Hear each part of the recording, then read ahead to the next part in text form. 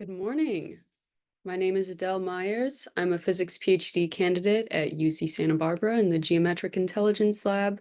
I'm also a trainee of the Ann S. Bowers Women's Brain Health Initiative, and today we're going to do a tutorial on geometric approaches for processing brain connectomes. So, what is a brain connectome? Before we answer that question, we should talk about what white matter is. So, what is white matter? White matter is referred to as the highway of the brain because it transports the information. It consists of bundles of axons or tracts, which are the long, slender projections of nerve cells. And, fun fact, unlike gray matter, which peaks in development when we're 11 or 12 years old, white matter keeps developing well into our 20s and perhaps in more subtle ways into our 50s. So, a connectome is a measure of which brain regions are connected. There are two types of connectomes, structural connectomes and functional connectomes. And to think about the difference, we can first assume that the brain is divided into n areas. And then the structural connectome is how the areas are structurally connected. So for example, how many fiber tracts link two areas. The functional connectome, on the other hand, is how the areas are functionally connected. So whether one area co-activates with another area when the brain is shown an image of a cat or something. Do two areas of the brain light up at the same time? And we're going to be focusing on functional connectomes in the tutorial today. So why are we interested in functional connectomes? The running example that we're going to use is diagnosing schizophrenia. Here we see our first image of what a functional connectome could look like, and we see that it can be seen kind of like a matrix.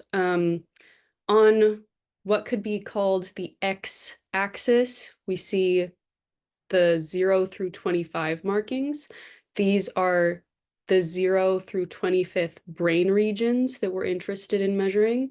And then on the y-axis, we see another 0 through 25 markings, which are also the exact same 25 brain areas. And when we look at what's in the middle, it shows which brain areas are connected to which other brain areas.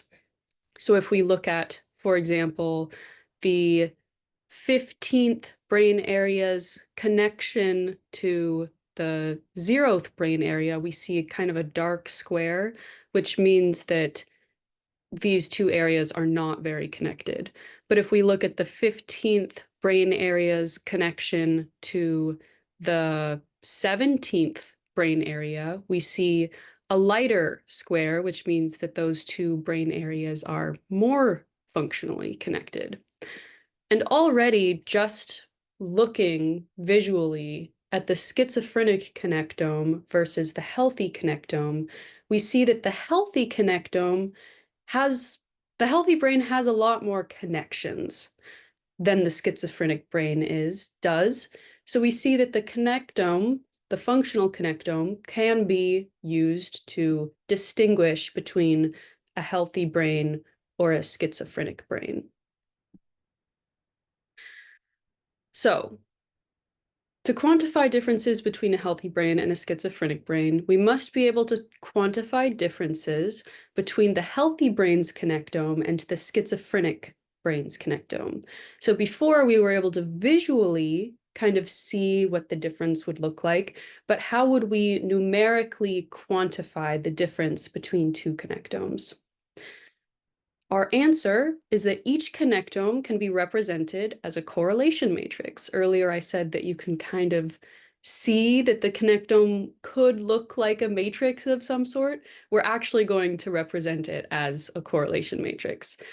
Correlation matrices happen to be symmetric positive-definite matrices. Luckily, the field of mathematics has developed lots of ways to compare SPD matrices. One common method utilizes the manifold of SPD matrices. When I say a manifold, you can just think of an abstract mathematical space. And in the case of the manifold of SPD matrices, every single point in this abstract mathematical space is a different SPD matrix. So to compare two SPD matrices, we just have to identify which points they correspond to on the manifold and then measure their distance from each other on the manifold.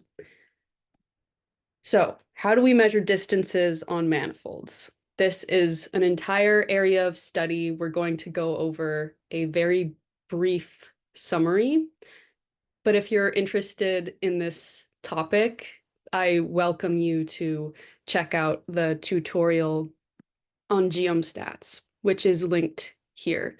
Geomstats is a software package used to compute statistics on manifolds, and this tutorial is meant for complete beginners. So in normal Euclidean space, we can compute the difference between two matrices by subtracting one matrix from the other.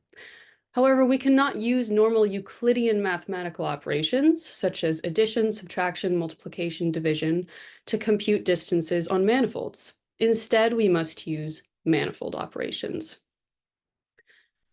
Now we're going to go over what are the elementary manifold operations. So when you think about operations in Euclidean space, the elements that you're working with are points and vectors. The elementary operations are addition and subtraction. In addition, you take a point, add a vector, and you get another point in the Euclidean space. In subtraction, you take 2 points in the Euclidean space, and the output is a vector. Linear distance quantifies the length of the line between 2 points. The line is the shortest. The line realizes the shortest distance between 2 points in Euclidean space.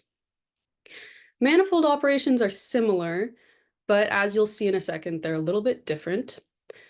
For this case, we're going to use the example of a circle, or I guess we've visualized a sphere over here, but specifically in these sub-diagrams, we're using the manifold of a circle.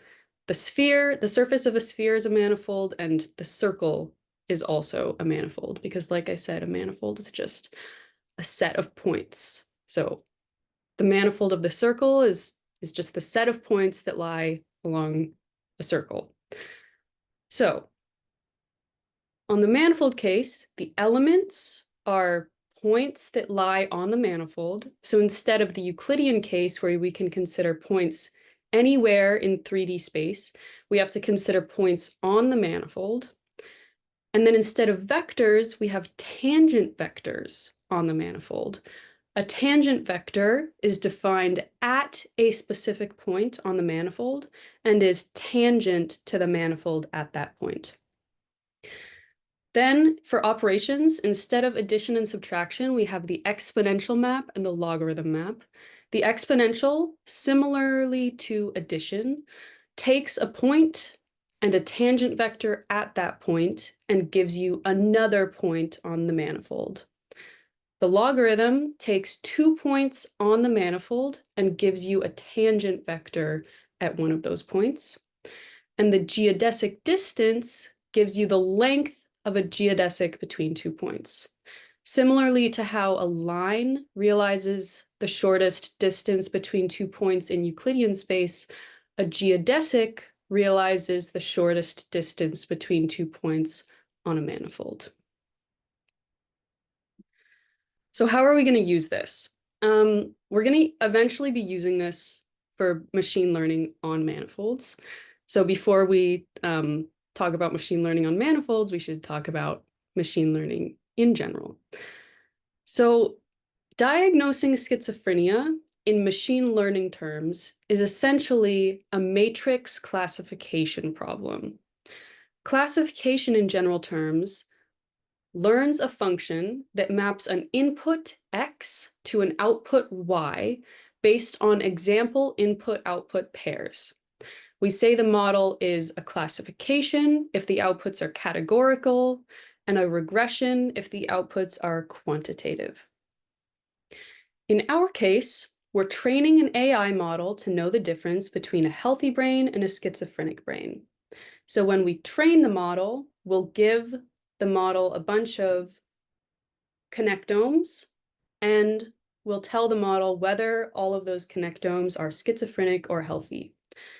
And then in the end, we'll be able to show the model an entirely new connectome that it has never seen before, and it will be able to predict whether that connectome is schizophrenic or not.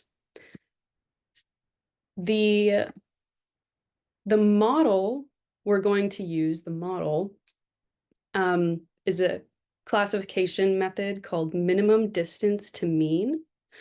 We're going to first describe what that is in the normal Euclidean case. So to train the model, the algorithm computes the mean of all the points with the same label for each class.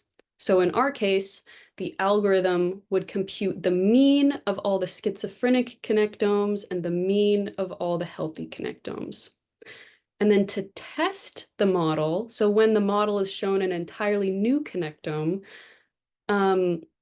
we would feed the model a connectome with an unknown label, and the model predicts which class it is, whether it's schizophrenic or healthy, by calculating which class mean is closer.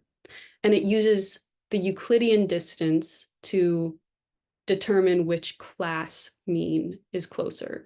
And the closer class mean is what this new point will be classified as. Minimum distance to mean on manifolds is a similar idea, but in training, instead of learning the mean of each class, we learn the Frechet mean of each class. The Frechet mean is essentially the mean, except it uses manifold operations to compute the mean instead of Euclidean operations. So instead of using addition, we use the exponential map. Instead of using subtraction, we use the logarithm map. In testing, instead of comparing the linear distance between the test point and the class means, we compare the geodesic distance between the test point and the class means. So because connectomes, recall that connectomes we're going to represent them as points on the SPD manifold. So we're going to use minimum distance to mean on manifolds to classify connectomes. I mentioned Geomstats earlier. Geomstats is a software package for computing statistics on manifolds developed by the Geometric Intelligence Lab and our collaborators around the world. And we're going to use Geomstats in our tutorial because it gives us all of the tools that we need to do what we want to do. So, like I said, this is a tutorial for classifying brain connectomes with minimum distance to mean in Geomstats.